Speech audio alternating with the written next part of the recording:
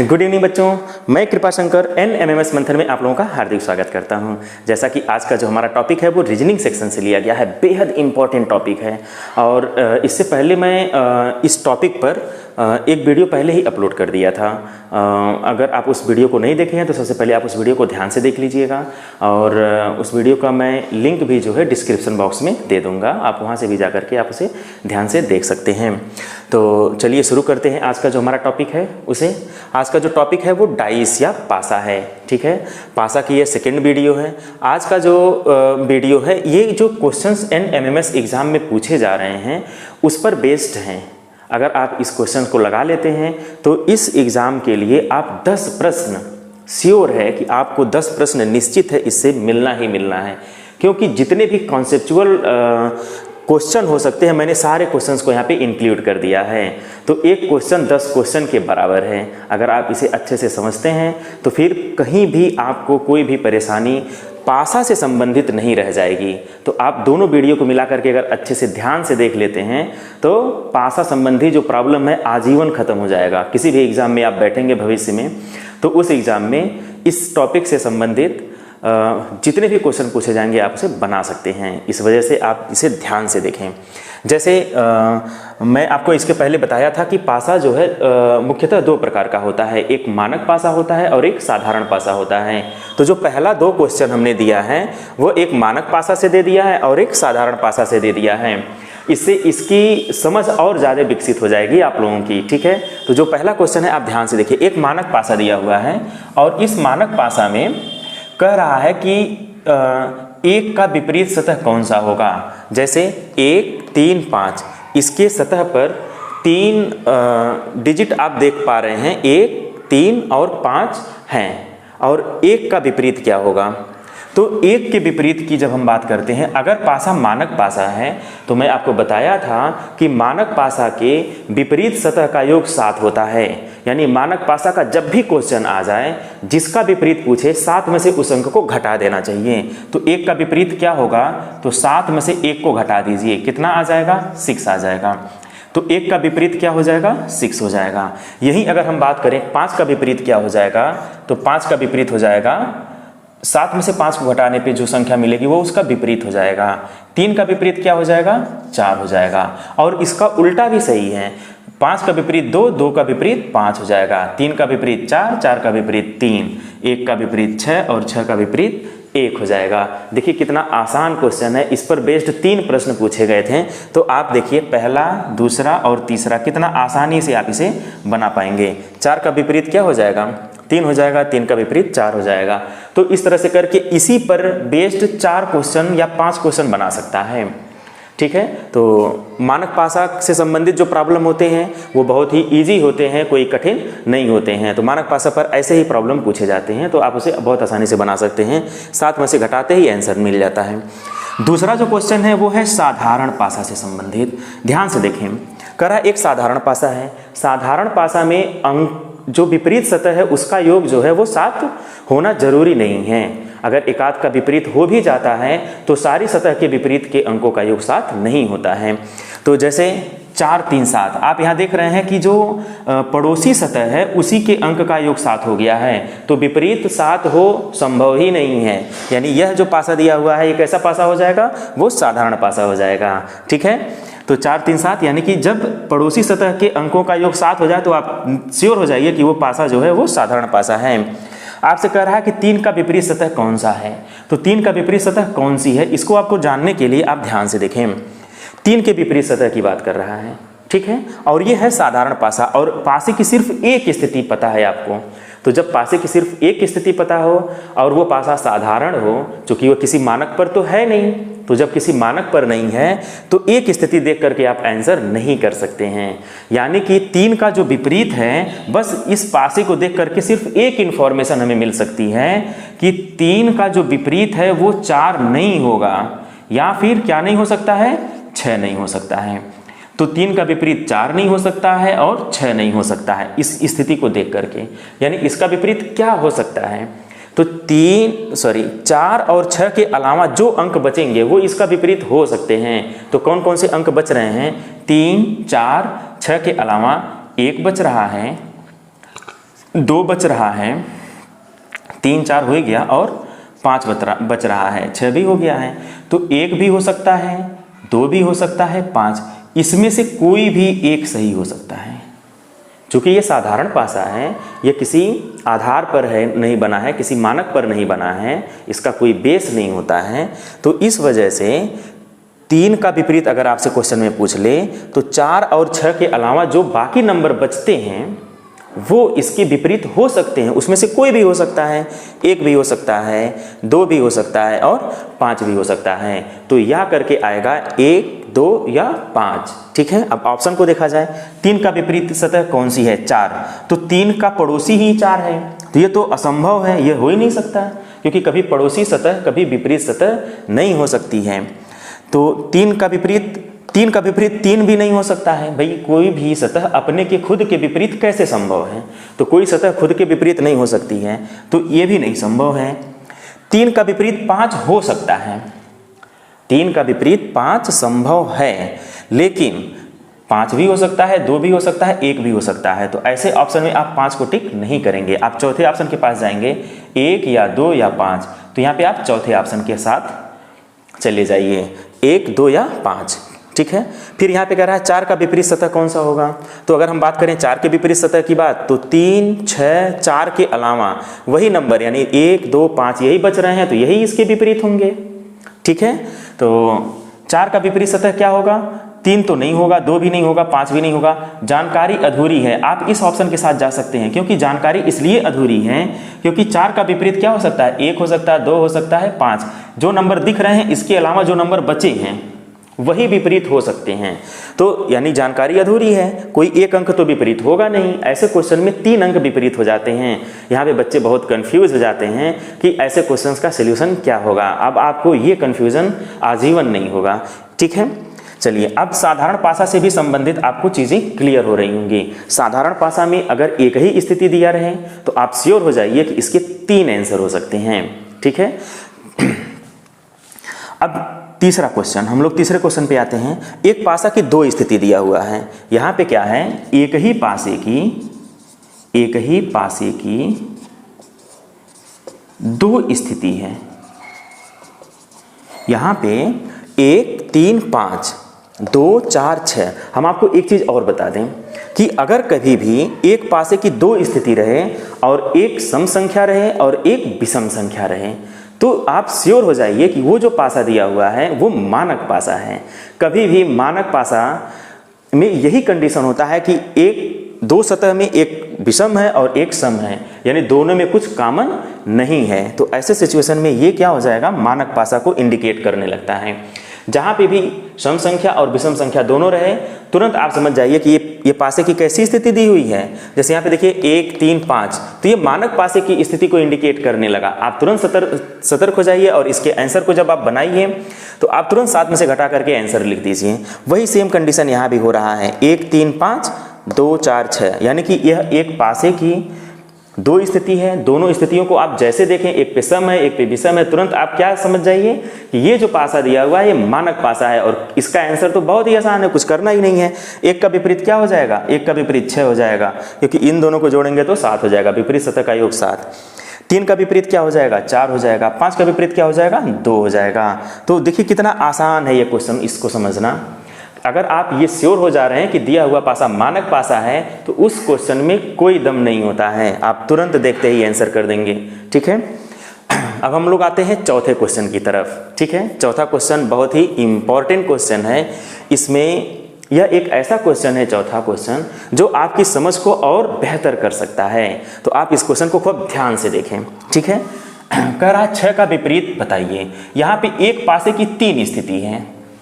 यहाँ पे आप इसको मेंशन कर लीजिएगा कि एक ही पासे की 2 की जगह पर आप इसके लिए 3 स्थिति कर लीजिएगा। इस क्वेश्चन के लिए कि एक पासे की 3 स्थिति दिया हुआ है और आपसे कहा जा रहा है 3 का विपरीत बता दीजिए या 6 का विपरीत बता दीजिए, किसी अंक का विपरीत बता दीजिए। जब आपको एक पासे की 3 स्थिति पता रहे तो आप किसी का भी विपरीत बता सकते हैं। ठीक है, वो कैसे, आइए देखा जाए।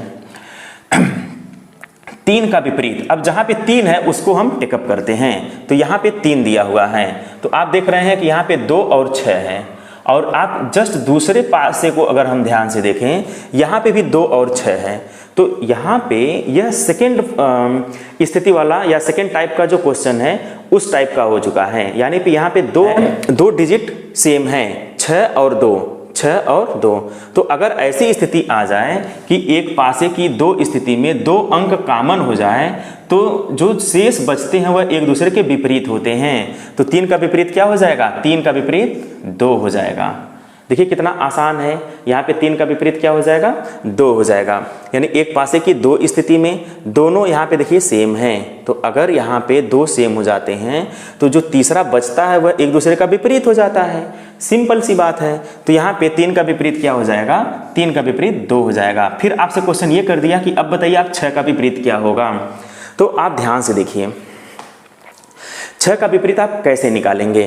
तो आप देखिए 6 यहाँ पे भी है, 6 यहाँ पे भी है और 6 यहाँ पे भी है। इसको लगाने के 2 तरीके हैं।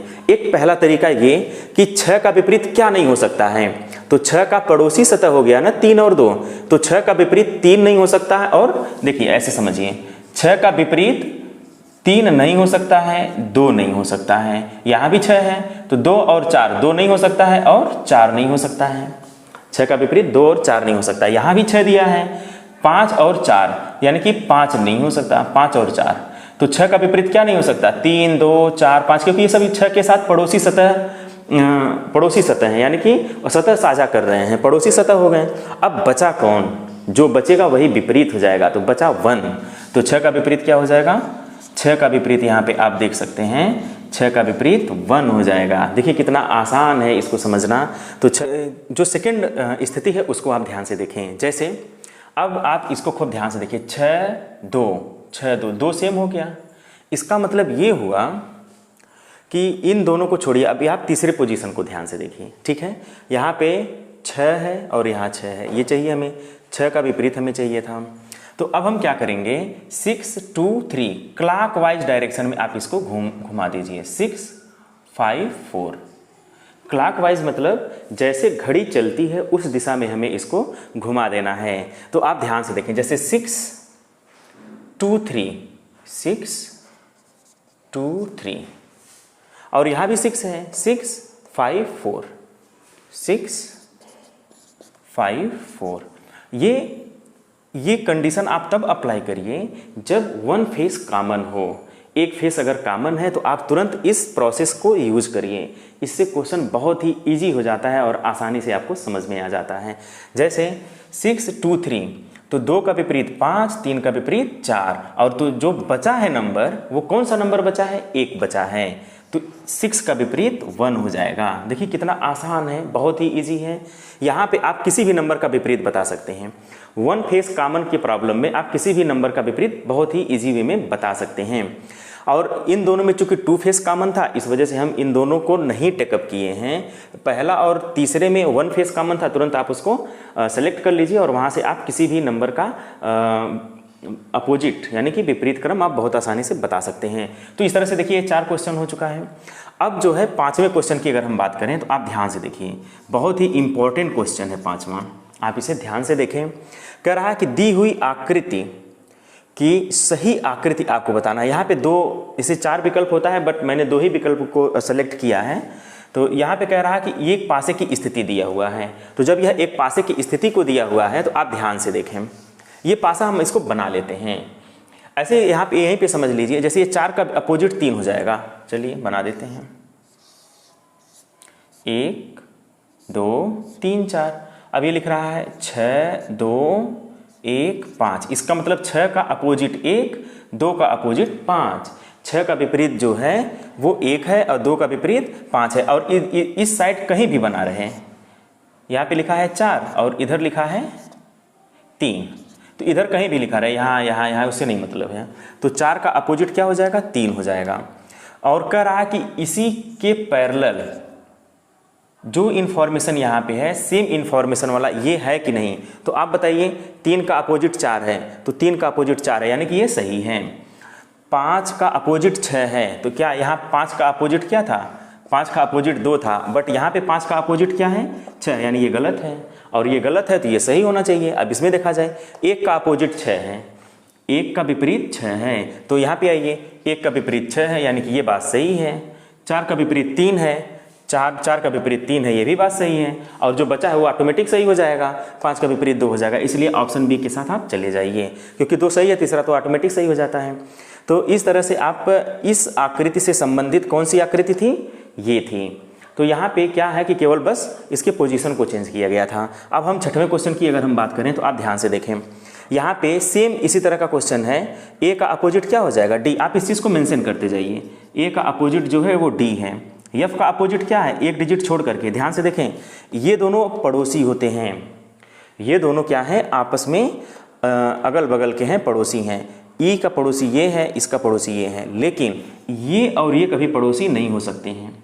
ई और सी पड़ोसी नहीं हो सकते हैं। तो एफ का विपरीत क्या हो जाएगा, एफ का उल्टा बी, और ई का उल्टा क्या हो जाएगा, सी हो जाएगा, और ए का हो जाएगा डी। अब आपसे ये क्वेश्चन कह रहा है कि इसमें से कौन सा पासा इस इंफॉर्मेशन को इंडिकेट कर रहा है। तो आप यहाँ पे ऐसे समझिए, ए का अपोजिट डी है, इसका मतलब ए और डी एक साथ कभी नहीं आएंगे। चूंकि विपरीत है तो विपरीत सतह एक पास नहीं आ सकती, यानी पड़ोसी नहीं हो सकती। तो ए और डी कहीं पे भी लिखा रहा है तो वो ऑप्शन गलत हो जाएगा। तो ए के साथ, ए कहाँ, इसमें नहीं, इसमें नहीं, ए के साथ डी है, यानी कि ये ऑप्शन गलत। ए के साथ डी नहीं आ सकता, एफ के साथ बी नहीं आ सकता है। अब इसमें ढूंढिए, एफ के साथ बी पहला है, अब ये भी गलत हो गया, ये भी नहीं हो सकता है। उसके बाद इन दो बचा, दो में से एक को हम केवल चेक करेंगे, दोनों नहीं चेक करना है, एक चेक करेंगे। अगर वो गलत हो गया तो जो बचा है वो जरूर सही होगा, और अगर जो हम चेक करें वो सही हो जाएगा तब तो उसको ऑप्शन में टिक करेंगे। अगर वो गलत होता है तो जो बचा है उसको टिक करेंगे। बस जैसे मान लीजिए यहाँ पे क्या है, ई का अपोजिट सी है, तो ई का अपोजिट सी तो एक साथ नहीं आ सकता, पड़ोसी नहीं हो सकता, तो ये नहीं हो सकता है। तो ये बचा है, तो अब इसको चेक करने की जरूरत नहीं है, इसको आप टिक कर दीजिए। लेकिन हम यहाँ पे चेक अगर करते हैं तो चेक करेंगे तो आप ध्यान से देखिए, एफ का अपोजिट बी है तो यहाँ पे कहीं बी नहीं है, ए का अपोजिट डी है तो ये है नहीं, डी के साथ ए नहीं दिख रहा है, ई का अपोजिट सी है तो ई के साथ सी नहीं दिख रहा है, यानी कि ये ऑप्शन सही हो जाएगा। यानी इसको अच्छी तरह से कौन सा पासा बता रहा है, सेकंड नंबर का पासा बता रहा है, तो सेकंड ऑप्शन आप सही कर देंगे। तो देखिए कितना आसान है इसको समझना। यानी कि एक पासे को हम इस फॉर्म में लिख सकते हैं, इस फॉर्म में लिख सकते हैं, कभी कभी आपको ऐसे भी लिखा मिल सकता है, 1 2 3 4 और ऐसे बना देता है, ठीक है ना। जैसे यहाँ ए है, यहाँ डी है, और एफ बी, तो यहाँ एफ है तो यहाँ बी भर दीजिए, ई सी तो यहाँ ई है और यहाँ सी भर दीजिए। तो इस तरह से भी क्वेश्चंस बना सकता है। ए बी सी डी दे देता है, कभी कलर लगा के दे देता है, लाल पीला काला नीला, कभी कभी क्या करता है कि ट्रायंगल बना देगा, डॉलर बना देगा, रुपए बना देगा, मतलब सिंबल के फॉर्म में क्वेश्चन पूछ लेता है। बस यही सब एक्सपेरिमेंट एग्जाम में वो कर सकता है, बाकी इसका कोई अदर और कॉन्सेप्ट नहीं है। अगर आप इसको ध्यान से देख लेते हैं, जैसे यही 7वां क्वेश्चन को देखिए, मैंने आपसे बताया ना कभी सिंबल दे देता है, तो हम उस तरह के भी क्वेश्चंस को रख दिए हैं। हर तरह के प्रॉब्लम्स इसमें समाहित हैं। जैसे कह रहा है एक पासे की 4 स्थितियां दिया हुआ है। अब एक पासे की 4 स्थिति है तो कह रहा है प्लस के सामने वाली, प्लस के सामने या अपोजिट एक ही बात है, तो प्लस के सामने क्या होगा। अब आप प्लस को ध्यान से देखें, प्लस कहाँ पे है, यहाँ और यहाँ प्लस है, तो प्लस के साथ भाग है, प्लस के साथ भाग है। इसका मतलब ये हुआ कि डेल्टा का अपोजिट ओ हो जाएगा। डेल्टा का अपोजिट क्या हो जाएगा, ओ। प्लस भाग, तो जो बचा है वो एक दूसरे के अपोजिट हो जाएंगे। एक नियम यही हो गया। अगर क्वेश्चन में ये कहता कि डेल्टा या त्रिभुज का अपोजिट बताइए, तो त्रिभुज का अपोजिट क्या हो जाता, सर्किल हो जाता, यानी ओ हो जाता। अब यहाँ पे आप आइए, चूंकि क्वेश्चन में कह रहा है कि प्लस के सामने क्या होगा, अब इसको कैसे हम लगाएंगे। अब आप ध्यान से देखें, पहले को ध्यान से देखिए और दूसरे को ध्यान से देखिए। यहाँ पे क्या है, ओ है और यहाँ गुणा है, यहाँ ओ है और यहाँ गुणा है। इसका मतलब माइनस का अपोजिट क्या हो जाएगा, माइनस का अपोजिट भाग हो जाएगा। और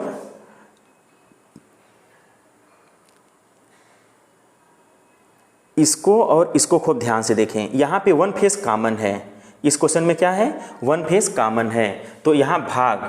अब हम इसको किस ऑर्डर में लिख देंगे, इसको हम लिखेंगे क्लॉकवाइज डायरेक्शन में।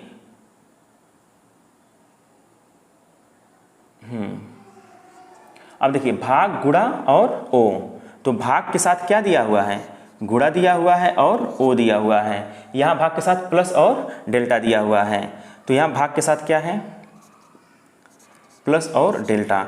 इसका मतलब प्लस का अपोजिट क्या हो जाएगा, प्लस का अपोजिट जो है गुणा हो जाएगा, और डेल्टा का अपोजिट क्या हो जाएगा, डेल्टा का अपोजिट ओ हो जाएगा, ठीक है ना। और भाग का अपोजिट माइनस हम लोग पहले से भी निकाल लेते हैं, और जो रिमेनिंग बचा भाग गुणा ओ प्लस डेल्टा के अलावा क्या बचा, माइनस बचा, तो भाग का अपोजिट क्या हो जाएगा, माइनस हो जाएगा। आप देखिए यहाँ पे एक दूसरे के विपरीत आप आराम से निकाल पा रहे हैं।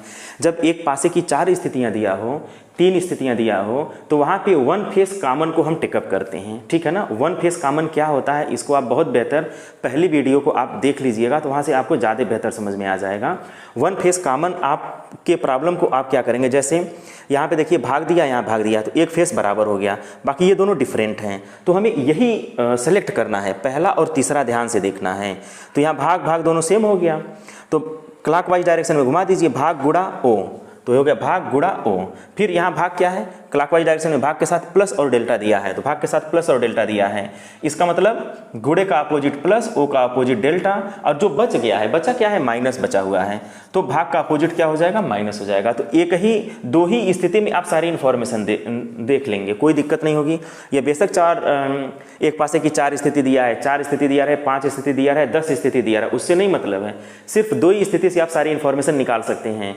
हमें वो स्थिति सर्च करना है जो वन फेस कॉमन वाली हो, ठीक है, बहुत ही इजी है, बहुत आसानी से आप इसको निकाल सकते हैं।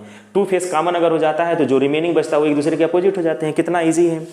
8वां क्वेश्चन ध्यान से देखें, 8वां क्वेश्चन को देखिए, 2 5 1 2 3 6, कितने फेस कॉमन है इसमें, एक फेस कॉमन है कि 2 फेस कॉमन है। यहाँ पे खूब ध्यान से देखिए, यहाँ 2 है, यहाँ 2 है, यहाँ 3 है तो इसमें 3 नहीं, यहाँ 6 है तो इसमें 6 नहीं, इसका मतलब वन फेस कॉमन का प्रॉब्लम है, वन फेस कॉमन।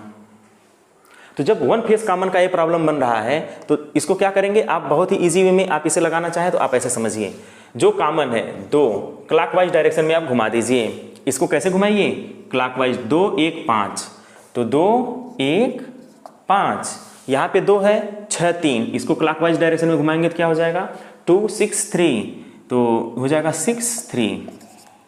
अब आप ध्यान से देखें, 1 का अपोजिट 6, 5 का अपोजिट 3, अब 2 1 3 5 6 के अलावा बचा क्या, 4 बचा है, तो 2 का अपोजिट क्या हो जाएगा, 4 हो जाएगा, 2 का अपोजिट 4 हो जाएगा, 1 का अपोजिट 6, 5 का अपोजिट 3। अब क्वेश्चन पूछता रहे, इस एग्जाम में ऐसे ही 2 स्थिति 3 स्थिति दिया रहेगा और 4-5 क्वेश्चन पूछ लेता है। तो इस तरह से अगर 2 प्रश्न 2 या 3 स्थितियां दिया रहे, उससे आप 10 क्वेश्चन बहुत आसानी से पूछा जा सकता है और आप बना भी सकते हैं, कहीं कोई दिक्कत नहीं है।